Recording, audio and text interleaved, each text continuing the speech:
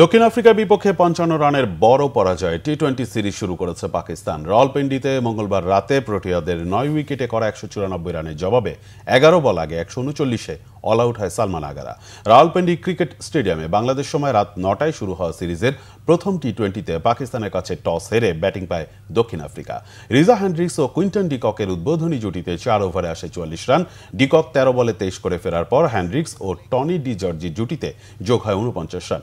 Zorzi ১৬ বলে ৩৩ করে মোহাম্মদ নওয়াজের শিকার হন। এরপর হেনড্রিক্সের ৪০ বলে ৬০ আর জর্জ লিন্ডের ২২ বলে ৩৬ রানে ২০ ওভার শেষে ৯ উইকেট হারিয়ে ১৯৪ রানের চ্যালেঞ্জিং স্কোর পায় পটিয়ারা।